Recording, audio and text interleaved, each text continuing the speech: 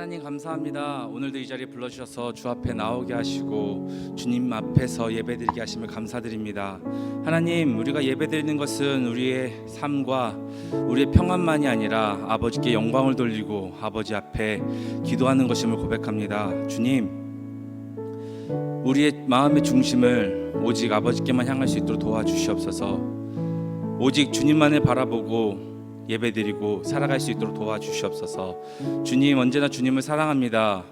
언제나 주님을 사모합니다. 주님 감사합니다. 사랑합니다. 예수님의 이름으로 기도드렸습니다. 아멘. 우리 다 함께 신나게 찬양 드리도록 하겠습니다.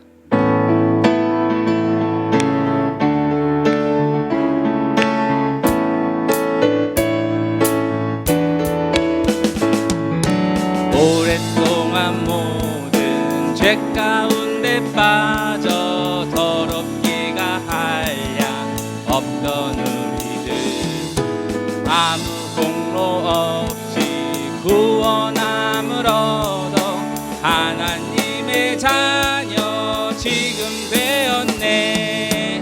주의 그 사랑 한량 없도다. 찬송할지어다 예수의 공로. 주의 그 사랑 한량 없도다. 찬송할지어다. 다 함께 1절 한 번 더 찬양하시겠습니다. 오랫동안 모든 죄 가운데 빠져 더럽기가 한량 없던 우리들, 아무 공로 없이 구원함을 얻어 하나님의 자녀 지금 되었네. 주의 그 사랑 한량 없도다. 찬송할지어다 예수의 공로. 주의 그 사랑 한량 없도다. 찬송할지어다 예수의 공로. 주의 보혈로서 정결하게 씻겨 죄악에서 떠난 몸이 되었고, 세상 근심 구름 간 곳 없어지니 하나님의 빛이 영화롭도다. 주의 그 사랑 한량 없도다. 찬송할지어다 예수의 공로. 주의 그 사랑 한량 없도다. 찬송할지어다 예수의 공로. 밤과 같은 세상의 꿈을 어서 깨어나라 나의 친구여. 은혜 받은 날과 구원 얻을 때가 지금 온 세상에 선포되었네. 주의 그 사랑 한량 없도다. 찬송할지어다 예수의 공로. 주의 그 사랑 한량 없도다. 찬송할지어다 예수. 주의 그 사랑, 주의 그 사랑 한량 없도다. 찬송할지어다 예수의 공로. 주의 그 사랑 한량 없도다. 찬송할지어다. 갈 길을 밝히 보이시니 함께 찬양하시겠습니다. 갈 길을 밝히 보이시니 주 앞에 빨리 나갑시다. 우리를 찾는 구주 예수 보노라 하시네. 죄악 벗은 우리 영혼은 기뻐 뛰며 주를 보겠네. 하늘에 계신 주 예수를 영원히 섬기리. 우리를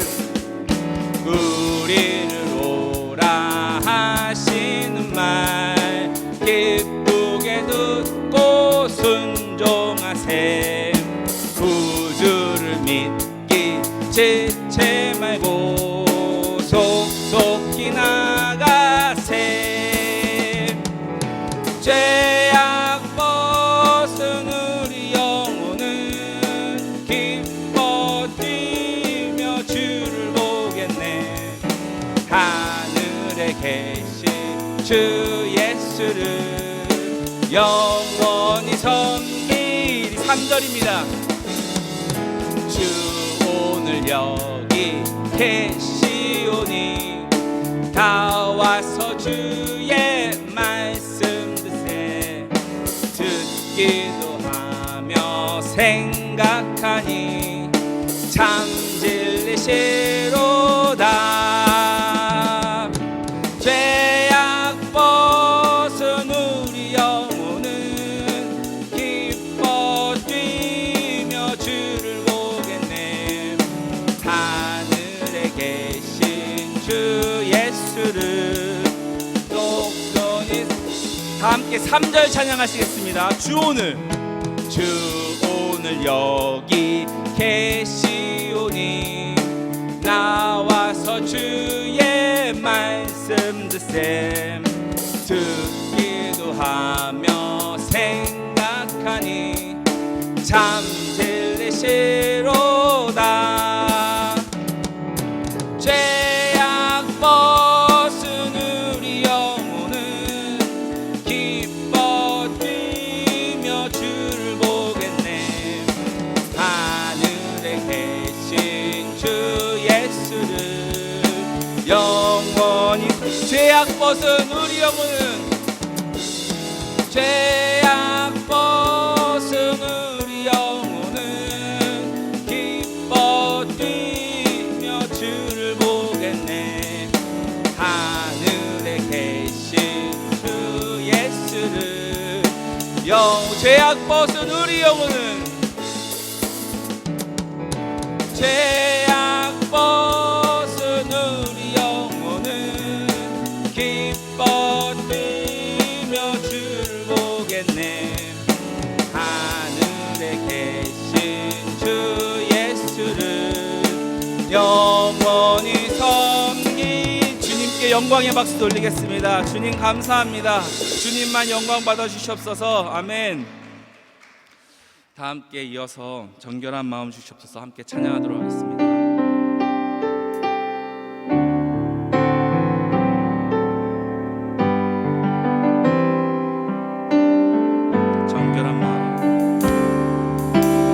정결한 마음 주시옵소서. 오 주님, 정직한 영을 새롭게 하소서.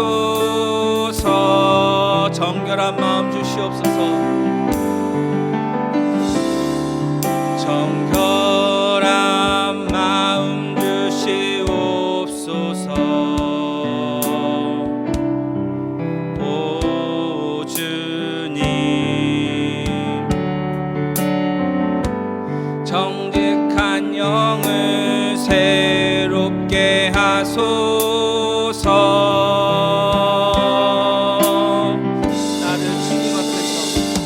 나를 주님 앞에서 멀리하지 마시고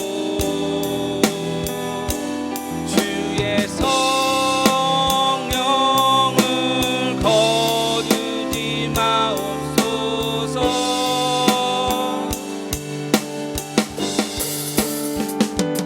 그 구원의 기쁨 다시 회복시키시며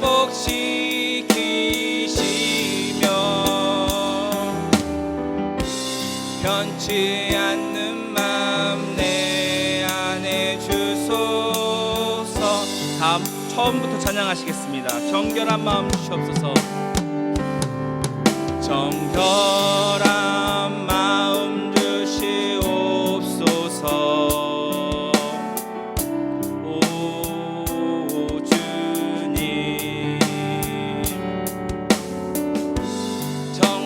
정직한 영을 새롭게 하소서. 정결한 마음 주시옵소서. 정결한 마음 주시옵소서. 오 주님, 정직한 영을 새롭게 하소서. 나를 주님 앞에서, 나를 주님 앞에서 멀리하지 마시고 주의 성령을 거두지 마옵소서.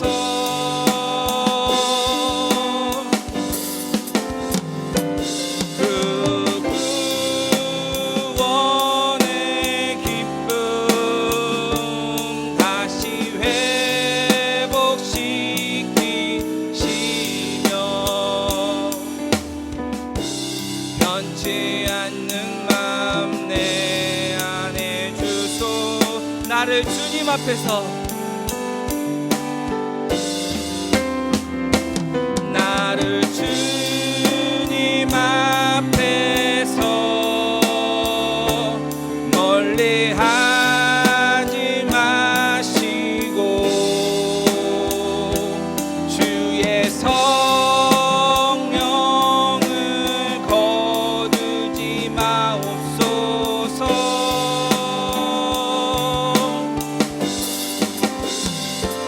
그 구원의 기쁨 다시 회복시키시며 변치 않는 마음 내 안에 주. 마지막으로 한 번 더 찬양하시겠습니다. 나를 주님 앞에서, 나를 주님 앞에서 멀리하지 마시고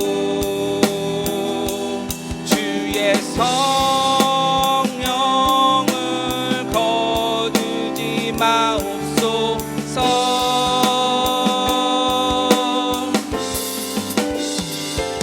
그 구원의 기쁨 다시 회복시키시며 변치 않는 마음 내 안에 주소. 나의 주님의 기쁨 되기 원하네.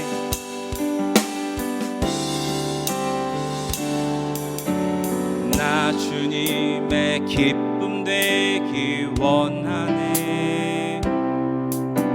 내 마음을 새롭게 하소서.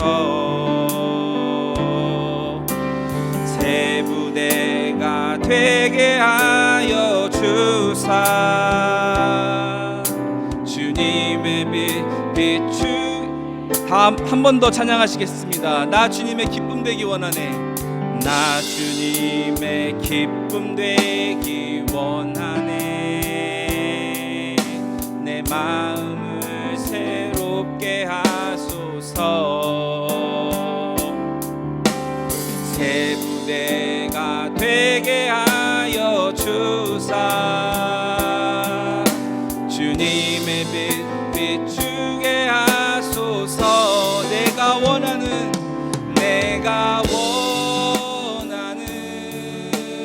한 가지 주님의 기쁨이 되는 것. 내가 원하는 한 가지 주님의 기쁨이 되는. 내가 원하는 한 가지. 내가 원하는 한 가지 주님의 기쁨이 되는 것.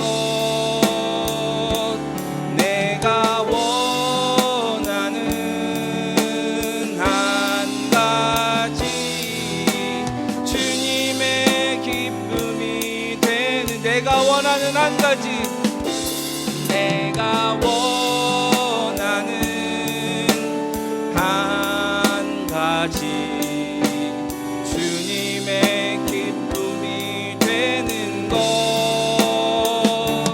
내가 원하는 한 가지, 주님의 기쁨이 되는 것. 그렇습니다. 주님, 우리는 주님의 기쁨이 되길 원합니다. 주님, 우리는 주님의 기쁨이 되길 원합니다. 주님, 우리를 주관하시고 인도하여 주시옵소서. 우리 다 함께 이 예배에 은혜 부어달라고, 주님 우리의 기쁨 되길 원한다고 다 함께 주여 한번 부르짖고 기도하겠습니다. 주여, 주님 정말 주님의 기쁨 되길 원합니다. 주님, 정말 내가 진정 주님의 기쁨 되길 원합니다. 주님, 나를 용서하여 주시옵소서. 주님, 나를 사용하여 주시옵소서. 주님, 나에게 성령의 은혜를 부어 주시옵소서. 주님, 내가 주님의 자녀로서 살아갈 때 주님, 나를 이끄시고 붙들어 주시옵소서. 나에게 주의 자녀로서 살아갈 수 있는 것을 허락하셨으니 이끄시는 것도 주님임을 고백합니다. 주님, 부족하고 연약한 자녀 아버지께서 이끄셔서 아버지께 사용하여 주시옵소서. 나는 그 가운데 주님의 기쁨이 되길 원하고, 나는 그 가운데 주님의 사용되길 원합니다. 주님, 나를 붙드시고 나를 인도하여 주시옵소서. 주님, 우리가 이 자리에서 예배드릴 때 그 못난 자녀 아버지께서 불러주시고 아버지께서 세워주셨으니 이 자리에도 주님의 은혜를 부어주시옵소서. 이 자리에도 성령의 은혜를 부어주시옵소서. 이 자리에도 언제나 주의 말씀이 가득할 수 있도록 주님 함께하여 주시옵소서. 주님, 이 예배를 함께하시고 이 예배를 받아주시옵소서. 언제나 주님의 자녀가 되길 원합니다. 언제나 주님의 자녀로 나아가길 원합니다. 주님, 나를 도우시고 붙들어 주시옵소서. 내 진정 주님만을 바라보며 살아가는 자녀가 될 수 있도록 주님, 나를 주관하시고 이끌어 주시옵소서. 내 마음의 중심을 아시오니, 내 생각의 중심을 아시오니, 주님, 나를 붙들어 주시옵소서. 우리를 이끄시고 붙들어 주시옵소서. 이 믿음 교회를 아버지의 손으로 붙들어 주시옵소서. 주님, 이 예배 가운데 함께하여 주시옵소서. 우리가 너무도 부족합니다. 연약합니다. 약합니다. 그렇기 때문에 주님이 필요합니다. 그렇기 때문에 주님만을 바라봅니다. 주님, 언제나 함께하여 주시옵소서. 언제나 우리를 이끌어 주시옵소서. 믿음교회를 이끌어 주시옵소서. 이 예배도 이끌어 주시옵소서. 예배의 주관자가 되어 주시옵소서. 주님, 주님을 바라보고 사모합니다. 주님, 언제나 도와주시옵소서. 주님, 언제나 감사드립니다.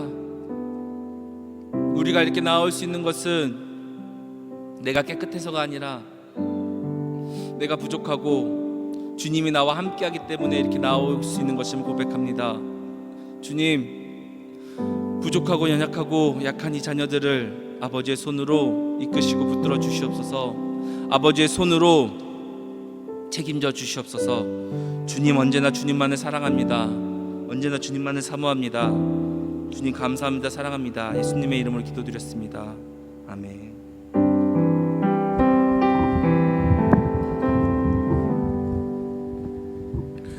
오늘 하나님께서 우리에게 주시는 말씀은 구약성경 창세기 9장 8절에서 17절까지의 말씀 함께 보겠습니다. 창세기 9장 8절에서 17절까지의 말씀입니다.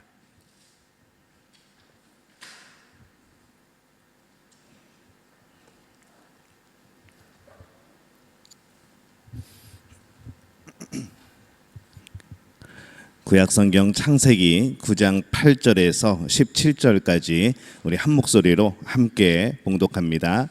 하나님이 노아와 그와 함께한 아들들에게 말씀하여 이르시되 내가 내 언약을 너희와 너희 후손과 너희와 함께한 모든 생물 곧 너희와 함께한 새와 가축과 땅의 모든 생물에게 세우리니 방주에서 나온 모든 것 곧 땅의 모든 짐승에게니라. 내가 너희와 언약을 세우리니 다시는 모든 생물을 홍수로 멸하지 아니할 것이라. 땅을 멸할 홍수가 다시 있지 아니하리라. 하나님이 이르시되 내가 나와 너희와 및 너희와 함께하는 모든 생물 사이에 대대로 영원히 세우는 언약의 증거는 이것이니라. 내가 내 무지개를 구름 속에 두었나니 이것이 나와 세상 사이의 언약의 증거니라. 내가 구름으로 땅을 덮을 때에 무지개가 구름 속에 나타나면 내가 나와 너희와 및 육체를 가진 모든 생물 사이에 내 언약을 기억하리니 다시는 물이 모든 육체를 멸하는 홍수가 되지 아니할지라. 무지개가 구름 사이에 있으리니 내가 나 하느님과 모든 육체를 가진 땅의 모든 생물 사이에 영원한 언약을 기억하리라. 하나님이 노아에게 또 이르시되 내가 나와 땅에 있는 모든 생물 사이에 세운 언약의 증거가 이것이라 하셨더라. 아멘. 할렐루야. 하나님의 은혜가 오늘 수요일에 또 주 앞에 나온 우리 믿음의 가족들을 환영하고 또 축복합니다. 우리 옆에 분에게 인사하겠습니다. 정말 잘 나오셨습니다.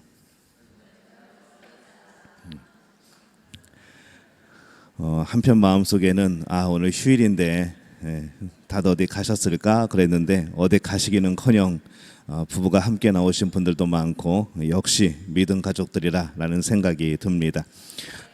예, 아멘 오랜만에 나오네요. 예,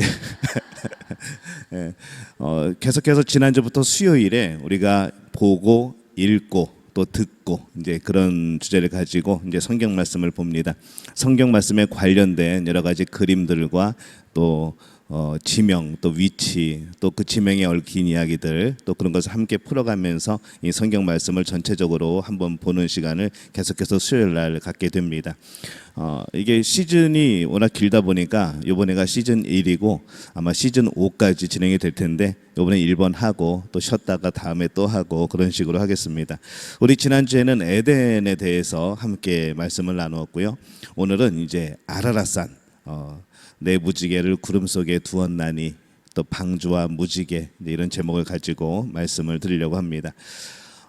인도네시아에도 그렇지만은 세계 곳곳에 여러 가지 뭐 지진이나 뭐 쓰나미나 이제 그런 일들이 참 많이 벌어지죠.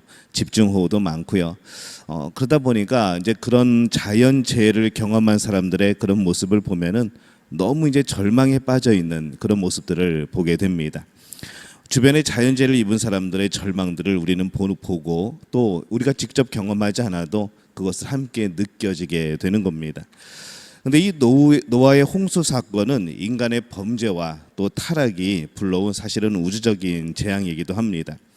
우리는 지구 곳곳에서 들려오는 크고 작은 자연재해의 그런 소식을 들을 때마다 우리는 무엇을 생각하는가 하면은 우리 마음속에서부터 하나님이 우리를 보호해 주시지 않으면은 참 우리가 정말로 하루하루 위태롭게 살아가는 그런 존재구나라는 것을 다시 한번 생각하게 되고, 내가 하나님만큼 높아졌다가도 그런 자연재해 앞에서 정말 인간이 아무것도 아닌 것을 깨닫게 될 때에 하나님이 참 크신 분이라는 것을, 또 우리는 정말 그 앞에서 아무것도 아니라는 것을, 또 우리의 삶이 언제 끝날지 모르고 그 가운데 내가 하나님 앞에 서게 되었을 때에 과연 내 모습은 하나님이 칭찬할 만한 삶이었을까라는 그런 생각들을 자꾸 돌이켜보게 되는 것이죠. 우리 그림 하나 볼까요? 색채 마술사라고 불리는 이 샤갈의 그림입니다. 이 성경에 나오는 사건들을 소재로 많이 그림을 그렸습니다. 근데 그의 그림 가운데 이 창세기 9장을 가지고 그린 노아와 무지개라는 작품이 바로 이 작품입니다. 그런데 이 샤갈이 그린 이 무지개를 보면은 무슨 색이죠? 저 가운데 있는 게 무지개입니다. 무슨 색이죠? 흰색이죠. 우리는 이제 자기 무지개인지 잘 모르시겠어요? 마음을 열고 보셔야 됩니다.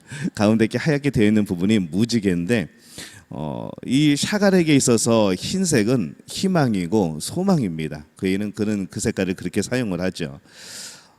또 무지개 중앙에 또 보면은 이게 천사가 있고요. 그리고 하나님이 개입하고 계시다는 것을 말씀하고 있고, 또 희망의 빛이 화면 전체에 펼쳐지도록 그렇게 지금 표현을 하고 있습니다. 맨 밑에 보면은 잘 안 보이겠지만은 파란색으로 뭐가 있죠? 저게 사람인데 노아입니다. 노아가 누워 있는 장면입니다. 이렇게 머리 베개를 하고 편하게 누워 있는 장면. 그래서 이 노아는 원래 이름의 뜻이 쉬는 자 그런 의미를 가지고 있습니다. 그래서 그거를 형상화했고요. 그리고 여러분 보시기에 왼쪽에 이제 노란 부분들, 그곳은 이제 전쟁과 파괴, 이제 또 절망, 핍박, 이제 노아가 방주를 지을 때에 그런 이제 핍박하고 또 절망에 빠진 사람들을 표현하고 있고, 또 오른편에 보면은 하나님의 언약의 백성, 또 하나님의 언약 아래에서 평화를 누리고 있는 사람들, 그런 모습이 또 펼쳐지고 있고요. 또 불룩한 무지개 아래로 보면은 이제 나중에 이 노아가 이제 제단을 쌓고 하나님 앞에 예배드리는 모습이 이렇게 그려져 있습니다.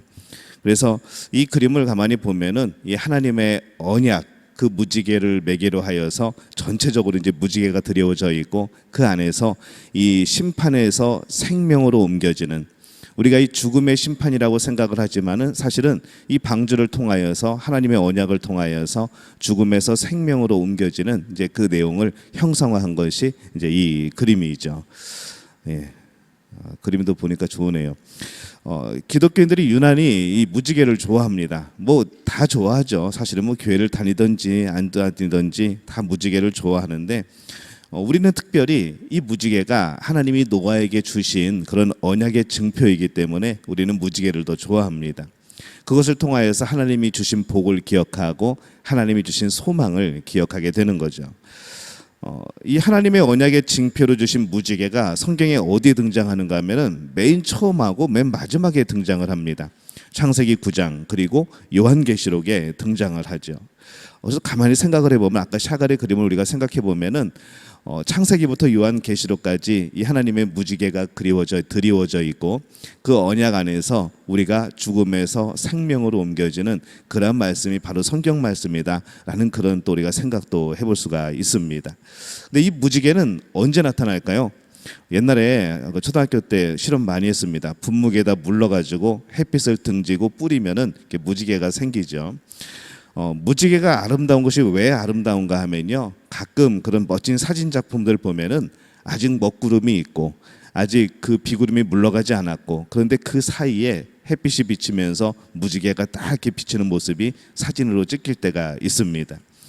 천둥 번개가 치고 또 온 땅이 어둠으로 있을 때, 또 먹구름이 끼어 있을 때 그 구준비 뒤에 이 무지개가 나타나기 때문에 우리는 이 무지개가 참 아름답다고 느껴지는 겁니다. 그래서 무지개가 뜨면은 이제 비가 그쳤나 보다, 이제 비가 멈추려나 보다라고 생각을 하는 것이죠. 우리나라 사람들은 또 그런 거 잘 갖다 붙입니다. 뭐가 장가가는 날이라고요? 네, 이걸 아시는 분은 적어도 한 40대 50대 이상인데 호랑이 장가가는 날이라고 옛날에 저희 할머님이 자꾸 그래가지고 저도 갑자기 무지개가 뜨고 그다음에 막 비 오다가 해 뜨고 그러면 와, 호랑이 장가가는 날인가 보다라고 그렇게 했던 기억도 있습니다. 근데 우리 삶에도요, 무지개가 뜨는 그런 순간이 있습니다. 언제 무지개가 뜨냐면요, 우리가 힘들 때 무지개가 뜹니다.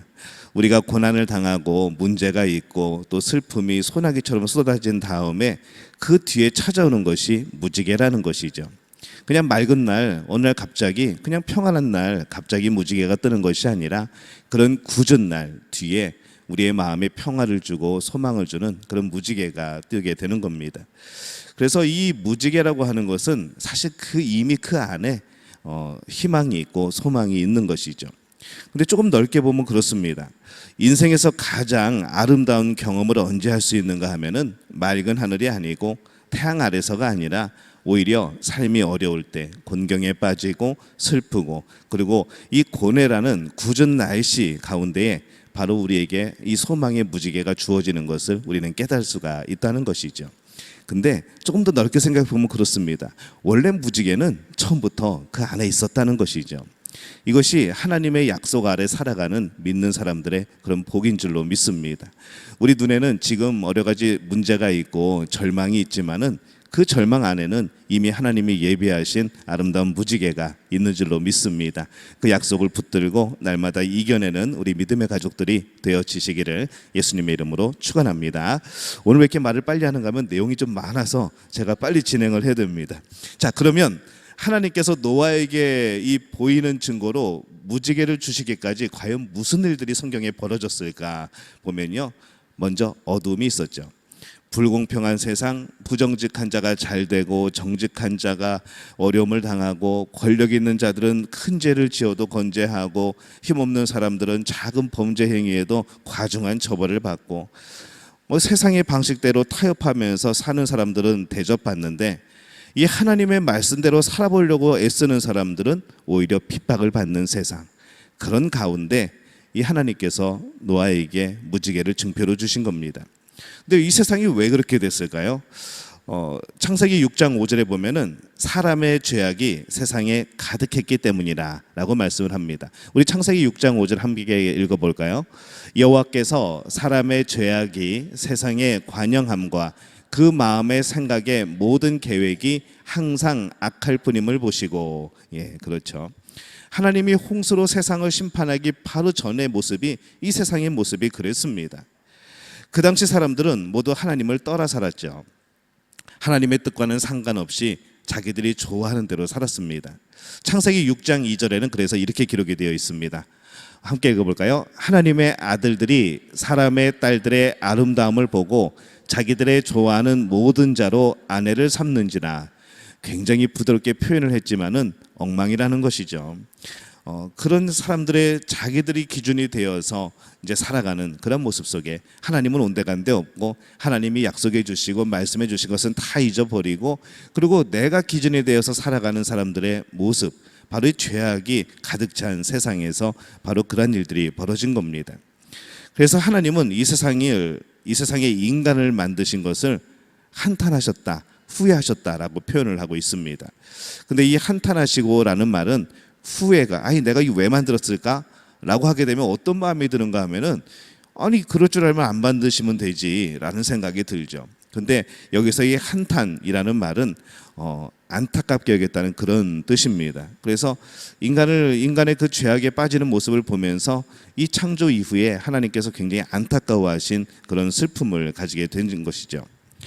결국 하나님은 이 다가올 심판에 대해서 경고를 합니다. 그리고 보시기에 좋게 창조된 세상이 인간의 죄악으로 가득하게 되자 심판하시기로 결정을 합니다.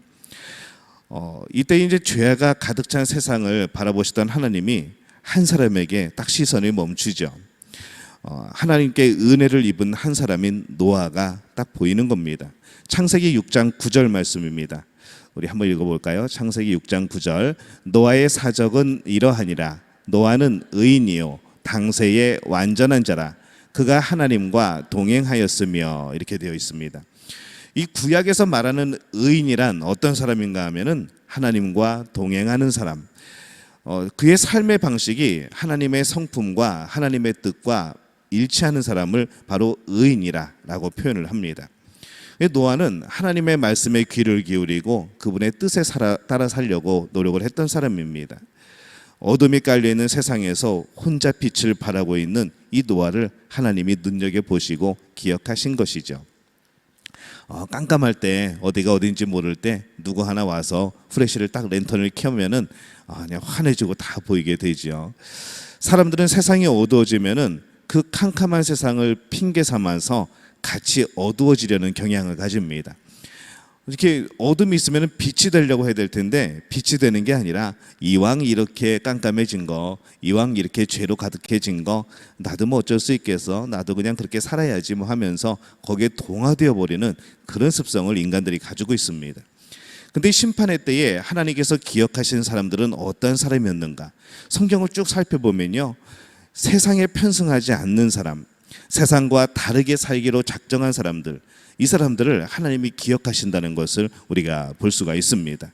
성경에 많이 나오죠. 소돔과 고모라에 대한 심판 중에서도 하나님은 이 아브라함의 기도를 통하여서 이 롯을 기억하셔서 구원해 내시죠.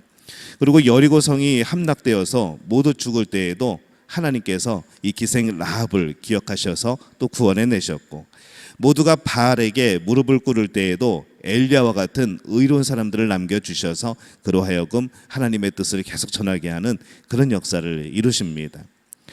그렇게 하나님께서는 세상과 다르게 하나님의 뜻에 따라 살기로 결단한 사람들을 기억하시고 또 복 주시는 것을 우리가 봅니다. 노아의 부모는 노아의 이름을 지을 때 그 깊은 뜻은 무엇인가 하면은 우리를 안위하리라. 그러니까 이 노아가 우리 부모를 안위하리라, 평안을 주리라, 이제 그런 뜻으로 이 노아의 이름을 집니다.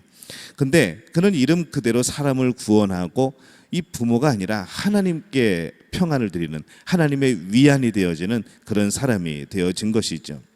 모두 다 타락하고 모두 다 절망 속에 있는데 그 속에서 한 줄기 빛, 그래도 의인이 있다는 것, 이 하나님께서 보실 때에 얼마나 그것이 기쁘고 또 위안이 되셨겠습니까? 그래서 하나님께 기쁨을 드리는 그런 인물이 되어진 거죠. 하나님의 말씀을 듣고 이 노아가 한 행동은 정말 의인다운 행동입니다. 하나님의 말씀대로 모두 순종을 했다고 성경이 계속해서 반복을 합니다. 창세기 6장 22절에 보면요, 이렇게 기록을 합니다. 한번 볼까요? 노아가 그와 같이 하되 하나님이 자기에게 명하신 대로 다 준행하였더라. 이 말씀이 몇 번이 반복이 돼서 나옵니다. 계속 하나님이 무엇을 말씀하시면은 노아는 하나님이 자기에게 명하신 대로 다 그대로 지켜서 행했다는 것이죠. 이것이 후렴구처럼 계속해서 어떤 사건 뒤에 계속 등장을 합니다. 이 노아는 무엇을 근거로 순종을 하였는가 하면은 하나님의 말씀을 근거로 순종을 했죠. 그 믿음이라는 것이 실로 믿기 참 힘든 것에 대한 순종이었습니다. 이러한 노아의 믿음에 대해서 히브리서는 이렇게 말씀을 합니다. 히브리서 11장 7절에 보면은 함께 읽을까요? 믿음으로 노아는 아직 보이지 않는 일에 경고하심을 받아 경외함으로 방주를 예비하여 그 집을 구원하였으니 이로 말미암아 세상을 정죄하고 믿음을 쫓는 의의 후사가 되었느니라. 아멘. 이렇게 말씀을 합니다. 이 노아는 비록 세상을 심판하신다는 이 하나님의 말씀이 무엇을 의미하는지 구체적으로 알 수가 없었습니다. 노아는 이전에 보지 못한 일에 대한 경고를 받은 것이죠. 상상이 안 되죠. 지금도 우리가 상상이 안 되는데 아무리 인도네시아가 우기 때 비가 많이 온다고 해도 이 정도 내려가지고는 뭐 잠기거나 온 도시가 잠기거나 아니면 뭐 산까지 물이 올라가거나 이게 그렇게 되지 않습니다. 그러면은 그때 당시에 사람들이 생각하게 되었을 때에 과연 그것이 가능한 일일까?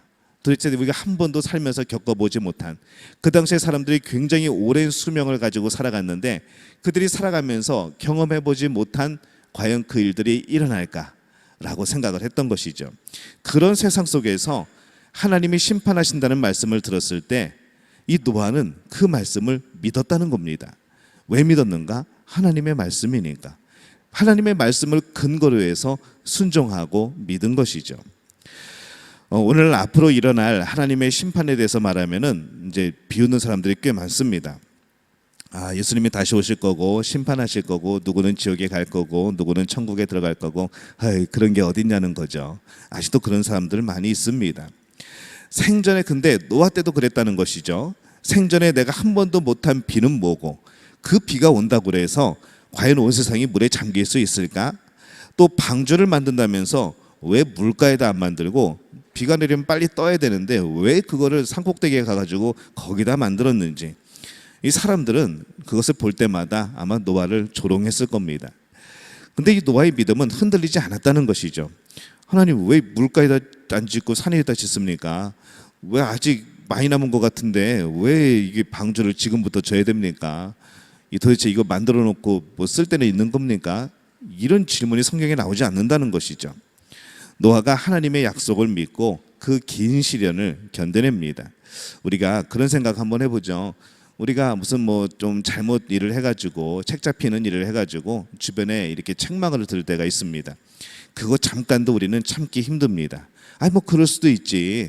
뭐 내가 뭐 큰 잘못을 했다고 우리는 며칠만 그렇게 욕을 먹어도 굉장히 분노가 치밀어 오르고 막 부들부들 그렇게 되죠. 근데 이 노아가 거의 100년이 넘게 방주를 짓습니다. 이 100년 동안 욕을 먹는다고 생각을 해보시기 바랍니다. 지나가는 사람들이 100년 동안 손가락질하면 욕하는 거죠. 대대손손 이어가면서 우리 할아버지가 그러는데 얘 여기다가 방주 짓는데 이 사람들 이상한 사람들이야 가면서 구경하러 오고 뭐 하나 거기서 또 소리 지르고 가고 야 그거 뭐하러 거기다 줘 너네 바보야 라고 놀리기도 하고 그 오랜 시간을 그걸 견뎌낸 겁니다. 이게 참 쉽지 않은 것이죠. 오늘 우리가 살아갈 때에 우리들이 무엇보다도 관심을 기울여야 될 부분이라고 생각되는 부분이 바로 이 부분인 것이죠. 누가 그 긴 세월을 견뎌낸 노아의 믿음과 인내에 도전할 수 있을까? 노아는 닥쳐올 하나님의 심판으로부터 구원을 보장할 이 방주를 준비하면서 정말 엄청난 시간, 많은 물질, 드디어 생명까지도 그들은 투자를 해야 했습니다. 그러나 예수님은 심판의 날이 호련히 임할 때에 항상 우리에게 깨어 있으라고 말씀을 하죠. 그러면서 노아의 일을 다시 한번 떠올리게 합니다. 마태복음 24장 37절부터 39절까지의 말씀 우리 한 목소리로 함께 읽습니다. 노아의 때와 같이 인자의 임함도 그러하리라. 홍수전에 노아가 방주에 들어가던 날까지 사람들이 먹고 마시고 장가들고 시집가고 있으면서 홍수가 나서 저희들을 다 멸망하기까지 깨달지 못하였으니 인자의 임함도 이와 같으리라. 아멘. 예수님이 다시 오실 때도 똑같다는 것이죠. 여전히 깨달지 못하고 여전히 죄 속에서 방황하고 있고 그 빛을 바라보지 못하고 어둠의 편승에서 살아갈 때에 그때 예수님은 오신다는 겁니다. 우리가 평생 신앙생활을 하는 것과 비교할 수 있는 것이죠. 믿음이 없는 사람들의 눈에는 오늘 22일 이 황금 같은 날에 이 정말 이 힘든 때가 휴일에 한 번 쉬는 날에 왜 수요일 아침에 여기 여러분들이 와 계신 건지 사람들은 절대로 이해하지 못할 겁니다. 먹고 살기도 바쁜데 왜 헌금을 내야 되는지, 세상 재미를 뒷전으로 하는 것은 물론이고 가뜩이나 몸도 마음도 힘든데 왜 교회 열심을 내면서 그렇게 소진하는지 도무지 이해할 수 없다고 하는 것이죠. 게다가 내일 모레 일이 아니라 우리들이 약속받은 천국은 이 땅에서 잠깐 경험을 하게 되어지지만은 결국에 우리가 들어가는 진정한 천국은 우리의 이 땅을 떠날 때에 그때 주어지는 겁니다. 어렸을 때 믿으면은 길게는 100년의 시간이 남아 있는 것이고 천천히 믿으신 분들은 적어도 50년에서 30년의 시간들은 남아 있는 것이죠. 내일 모레의 일이 아니고 먼 훗날의 일을 준비하는 것. 근데 이 모습이 바로 노아가 방주를 준비하는 과정과 똑같은 모습으로 오늘 우리는 살아가는 겁니다. 그래서 우리는 오늘도 방주를 짓고 있는 것이죠. 신앙생활은 방주를 짓는 겁니다. 무엇에 의지하여서? 하나님 말씀에 의지하여서. 어떻게 보면은 우리의 마음속에도 가끔 의심이 들죠. 예수님이 오시긴 오시는 건가? 사람이 죽으면은 그 영혼이 하늘나라 가는 건가? 그냥 끝은 아닐까? 가끔 우리들의 약한 믿음 속에 그런 여러 가지 고민들과 그런 질문들이 떠오릅니다. 근데 그런 상황 속에서 이 노아가 계속해서 하나님의 말씀을 의지하여서 그것을 믿고 그것을 행하였을 때 결국 그는 구원을 받게 되었다는 것이죠. 그래서 이 노아가 방주를 준비하는 모습이 우리의 인생의 모습과도 사실은 굉장히 비슷합니다. 우리가 어떻게 살아가야 되는가? 우리의 근거는 하나님의 말씀밖에 없습니다. 무엇을 하나 증명하거나 무엇을 하나 과학적으로 설명을 하거나 무엇 하나 누가 보증서 주는 사람도 없습니다. 하나님의 말씀, 이것에 우리는 의지하며 살아가는 것이죠. 우리 그림 하나 볼까요? 미국 화가인 에드워드 힉스가 그린 이 노아의 방주라는 그림입니다. 그림 짠. 이 그림입니다. 그래도 아까보다는 좀 형태를 알아볼 수가 있죠. 방주가 있고 이제 동물들이 들어가는데 저 맨 밑에 보면 사자가 옆에 있는 양인가 염소 같은데 슬쩍 이제 쳐다봅니다. 얼마나 맛있는 먹이겠습니까? 그러나 사자가 슬쩍 쳐다보면서 제가 자세히 보니까 입맛을 다시는 표정은 아닌 것 같아요. 흐뭇하게 쳐다보는 표정 같습니다. 그래서 하나님이 정하신 그런 짐승들이 이렇게 쌍으로 이루어서 이렇게 방주로 들어가는 장면 이렇게 또 그리고 있습니다. 방주를 만드는 사람은 노아였습니다. 근데 이 구원의 방주를 설계하신 분은 하나님이셨죠. 하나님께서는 심지어는 목재는 무슨 나무를 써라, 방수가 되도록 역청을 발라라, 음식을 저장해라, 세세하게 알려주십니다. 또한 홍수가 시작되기 전에 야 빨리 방주로 들어가라 라고 말씀도 해주시죠. 근데 마지막에 하나님이 무엇을 하셨는가 하면은 이 방주의 문을 하나님이 닫으셨습니다. 저도 이 성경을 보면서 이게 노아가 안 닫았네 라는 생각이 이제 발견을 한 거죠. 이거 하나님이 닫으셨네 라고 생각을 합니다. 노아가 만든 방주인데 문 닫을 줄 몰랐을까요? 너무 무거워서 못 닫았을까요? 저는 그렇지 않다고 생각을 합니다. 아마 노아는 문 못 닫았을 것 같습니다. 왜 그런가 하면요, 이제 비가 내리고 문을 닫아야 되는데 사람들이 더 태워야 되지 않겠습니까? 짐승도 태웠는데 저 밖에 불쌍한 사람들, 하나님의 뜻을 모르는 사람들, 끝까지 하나님을 멀리했던 사람들이 한 명이라도 더 탈 수 있도록 아마 이 노아는 문을 못 닫았지 않았을까 싶습니다. 근데 그래서 결국에는 이 하나님이 문을 닫으신 거죠. 노아가 만약에 노아를 목회자로 생각을 하면요, 그 사람은 100년 동안 설교를 한 겁니다. 이 저 방주가 저 뭐 하는 거예요? 하나님이 방주를 지으라고 하셨어. 어땠을 거예요? 하나님이 물로 세상을 심판할 때 그때 살아남을 수 있는 방주야. 하나님이 왜 심판하신대요? 인간들이 너무 큰 죄를 지어서 하나님이 심판하시기로 하셨대. 우리가 방주에 들어가야만 살 수 있어. 100년 동안 넘게 설교를 한 겁니다. 사람들한테, 물어보는 사람들한테마다. 또 대를 이어서 손주가 와서 물어보면은 이렇게 했어. 하나님이 이렇게 말씀하셨어. 목회자였으면은 100년을 선교를 한 거죠.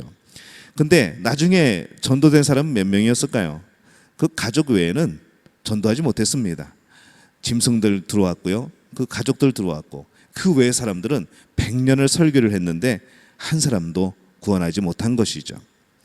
아마 방주를 만들면서 고용된 사람들도 있지 않았을까라는 생각도 해봅니다. 뚝강들이 있지 않았을까, 그런 생각도 해보죠. 근데 그 사람들조차도 나중에 방주에 타지 않습니다. 아무도 노아의 말을 듣지 않은 것이죠. 노아가 큰 방주를 예비할 동안에 하나님은 계속 사람들이 돌아오기를, 그 방주에 오르기를 기다립니다. 근데 그들이 순종하지 않죠. 베드로전서 3장 20절에 보면은 이것을 이렇게 기록을 하고 있습니다. 함께 읽습니다. 그들은 전에 노아의 날 방주 예비할 동안 하나님이 오래 참고 기다리실 때에 순종치 아니하였던 자들이라. 방주에서 물로 말미암아 구원을 얻은 자가 몇 명뿐이니 겨우 8명이라. 야, 100년 동안 설교를 했는데 8명 구원한 겁니다. 그것도 가족뿐이죠. 이처럼 우리가 복음을 증거할 때에도 이 열매가 성공과 실패를 증명해 주지 못합니다. 증거하는 것 자체가, 복음을 전하는 것 자체가 그래서 성공이라는 것이죠. 거기까지가 우리의 사명인 겁니다. 그래서 우리는 심판의 날이 가까울수록 안타까운 마음으로 때를 얻든지 못 얻든지 늘 복음을 전하는 그 일에 힘써야 되는 것이죠. 여러분들은 그 일에 힘쓰고 계십니까? 누군가를 전도하려고 했는데, 오늘 새가족 섬김이 학교도 우리 2차 모임을 갔는데 다 잘 섬겨보려고 하는 거죠. 잘 정착시키려고 하는 것이고, 또 전도하려고 하는 것이고. 근데 전도하면서 여러분, 전도가 쉽게 되던가요? 쉽지 않습니다. 근데 여러분, 그런 가운데 많이 낙심을 하죠. 정말 눈물 흘리면서 마음 안타까워하면서 복음 전했는데 쌩한 반응이 왔을 때, 너무 냉담할 때, 와, 그동안 우리의 친분이 얼만데 이렇게까지 나를 거부하는가라고 했을 때 여러분 마음이 얼마나 무너집니까? 근데 여러분, 너무 실망하지 마시기 바랍니다. 안타까운 일이지만은 하나님이 하시는 일이신 거죠. 결국 하나님이 역사하실 것이고요. 이 문을 닫으시는 거는 하나님이 닫으시는 겁니다. 우리는 끝까지 최선을 다하는 것이죠. 그래서 우리는 사명은 거기까지인 겁니다. 그래서 여러분, 전도할 때 정말 최선을 다해서 안타까운 마음으로, 사랑하는 마음으로 전도해야 되지만은 그 열매에 대해서 너무 이렇게 집중하지 마시고, 그러면 여러분들이 상처 많이 받습니다. 그렇게 하지 마시고 기도하면서 하나님한테 맡기고, 그 대신에 기회가 있는 대로 여러분들이 최선을 다해서 복음을 전하는 것이죠. 노아가 문을 닫은 게 아니고 하나님이 문을 닫으십니다. 심판의 날이 가까울수록 그렇죠. 심판 때에도 하나님이 문을 닫으실 겁니다. 그래서 우리가 문을 닫지 말아야죠. 우리가 교회 문 닫아버리고 너는 오지 마, 너는 와, 이렇게 되면 안 된다는 겁니다. 교회 문은요, 항상 열려 있는 겁니다. 교회 문은 제가 닫을 수 있는 게 아니고, 여러분들이 닫을 수 있는 게 아니고, 하나님이 닫으시는 겁니다. 심판의 날 때에. 그 전까지는 우리는 최선을 다해서 복음을 전하는 것이죠. 에어컨 때문에 문은 닫으셔야 됩니다. 졸리신 것 같아서 잠깐 농담했습니다. 하나님의 말씀의 세밀함은 이 노아의 방주의 모형을 보면은 굉장히 잘 드러나죠. 한번 그림 한번 보여주시겠어요? 방주 사진. 예. 좀 작게 보이죠? 5분의 1로 축소한 겁니다. 가로 135m, 세로 22.5m, 높이 13.5m, 농구 코트의 20배, 약 18,000톤급 초대형 목선이라는 것이죠. 이게 네덜란드에 이제 어떤 사람이 만들어 놓은 겁니다. 5분의 1로 축소해서 이제 한번 만들어 본 거고요. 근데 이 방주는요, 이게 운행하기 위한 배가 아닙니다. 운행하기 위한 게 아니라 물에 떠 있기 위한 배입니다. 그러다 보니까 저 가로 세로 높이의 비율이요, 굉장히 정확하대요. 많은 연구진들이 연구를 했습니다. 실제적으로 해양 그런 선박에 관련되는 분들이 검증도 했고요, 실험도 했고. 근데 저 비율을 가지고 했을 때에 45m 파도가 치지 않는 이상은 버틴다는 거죠. 근데 지금까지 지구상에서 40m 이상의 해일이 온 적이 없답니다. 파도가 친 적이 없답니다. 그래서 그것을 볼 때에 하나님이 얼마나 정교하게 방주를 만드셨는가, 알려주셨는가, 설계하셨는가, 그걸 우리가 볼 수 있는 대목인 거죠. 노아와 그의 가족들을 구원한 이 방주는 오늘날로 말하면은 예수 그리스도입니다. 방주는 예수 그리스도죠. 그리고 교회의 모형입니다. 누구든지 구원의 방주인 예수 그리스도 안에 있으면 심판 때에 구원을 받는 겁니다. 자, 여기서 제가 믿음교회만 방주이고 믿음교회만 다녀야 구원을 받는다고 그러면 저는 뭘까요? 저는 이단이 되는 거죠. 좀 더 나가면 교주가 될 수도 있습니다. 하지만은 믿음교회만 다닌다고 구원을 받는 건 아닙니다. 믿음교회에도 다니다 보면 예수님을 믿으면 구원을 받죠. 다른 교회도 구원이 있습니다. 예수님을 믿는 사람들은 구원을 받는 것이죠. 믿음교회만 다녀야 된다고, 또 어느 특정한 교회가 우리 교회만 다녀야 구원을 받는다고 어디 그런 교회 있으면은 거기 빨리 빠져나오시기를 바랍니다. 하나님은 구원을 교회들에게 허락하셨습니다. 그 안에서 우리는 무엇으로 구원을 받는가? 예수 그리스도의 이름으로 구원받는 겁니다. 어느 교회를 다닌다고 구원받는 게 아니라 예수님 때문에 구원받는 것이죠. 예수님을 믿어야 구원받는 겁니다. 저를 믿는다고 구원받는 거 아닙니다. 저를 믿어도 뭐 사람 믿으면 뭐 어떻게 결과가 좋겠습니까? 사람을 믿으면은 결과가 항상 안 좋더라고요. 하지만 예수님을 믿으면은 구원받는 겁니다. 교회가 구원을 주는 게 아니고 이 안에서 우리가 방주 역할을 하는 이 교회 안에서 우리가 예수 그리스도를 바라보는 것이죠. 그래서 우리는 신앙생활하면서요, 예수 그리스도를 바라보시기를 바랍니다. 신앙생활하면서 목사님 말씀이 좋고 목사님이 너무 잘생겼고 목사님이 너무 날씬하고 뭐 키도 크고 저한테 그런 조건이 하나도 없거든요. 그러니까 뭐 저를 바라볼 일은 없습니다. 저를 통하여서 예수님을 보시면 되는 거고요. 이 말씀을 통하여서 예수님의 말씀을 들으면 되는 것이고요. 또 그 안에서 구원이 이루어지는 겁니다. 그래서 조광룡 목사는 여러분들을 구원할 방법이 없습니다. 예수님의 이름만이, 예수님만이 여러분을 구원하시는 겁니다. 이것만 기억하고 있으면은 여러분 이단에 잘 빠지지 않습니다. 자꾸 사람이 주인공이 되어지고 사람이 예수님 자리에 서 있게 되고 사람이 하나님 자리에 서 있으면은 그게 이단이 되고 결국에 그게 변질되면 사이비가 되는 것이죠. 방주가 완성이 되고 비가 내리기 시작할 때 또 이 주목할 만한 대목이 나옵니다. 아까 말씀드렸던 하나님이 문을 닫으시는 거죠. 언제 하나님이 문을 닫으실까? 언제 하나님이 구원의 문을 닫으실까 모르겠습니다. 성경 말씀에도 그것이 기록이 되어 있지 않고요. 그때가 언제인지 모르지만은 우리는 그때까지 열심히 전화하고 열려 있을 때에 열심히 하나님을 섬기고 그래야 되는 것이죠. 그리고 예수 그리스도가 바로 그 문입니다. 예수 그리스도를 통과해야만, 예수 그리스도를 지나야만 우리는 구원을 받는 것이죠.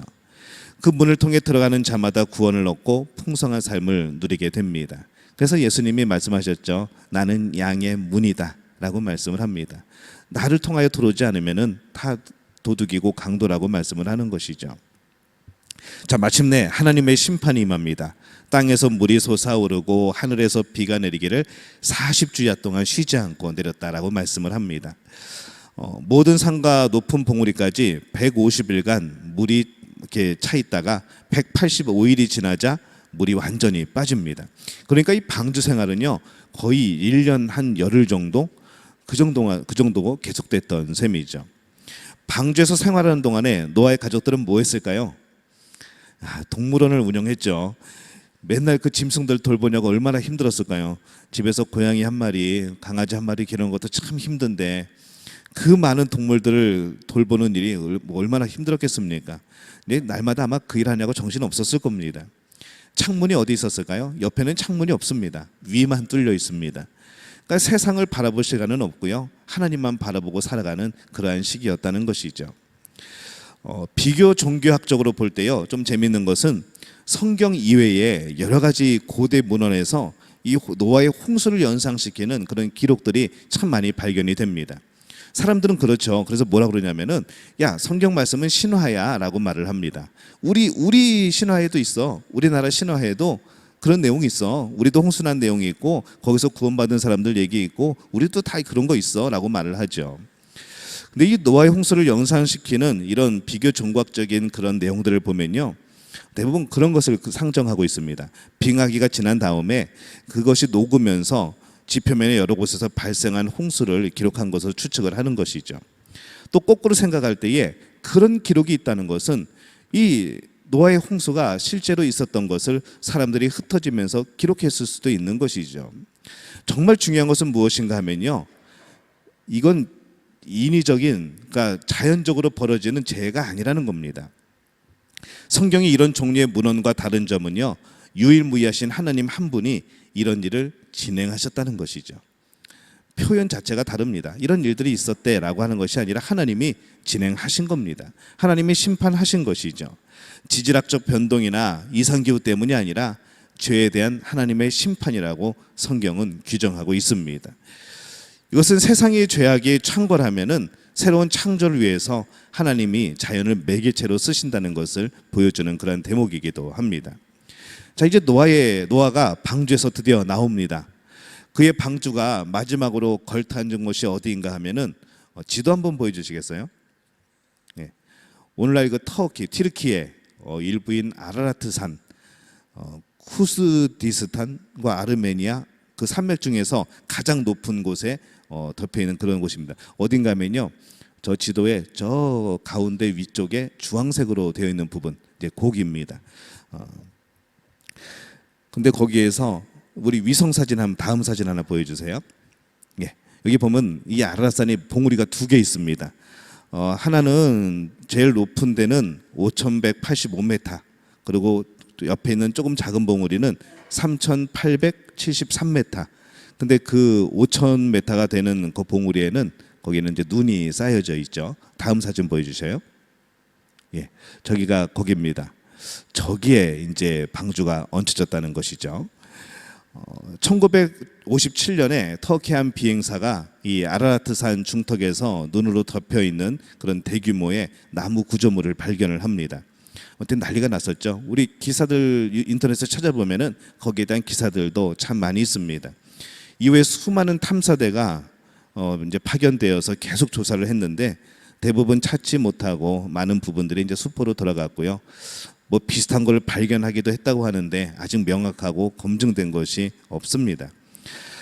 노아는 홍수 심판에서 구원을 받은 후에 이 아라라산에서 하나님께 단을 쌓고 예배를 드립니다. 인간이 제사장으로서 드린 그런 첫 번째 감사 예배가 되죠.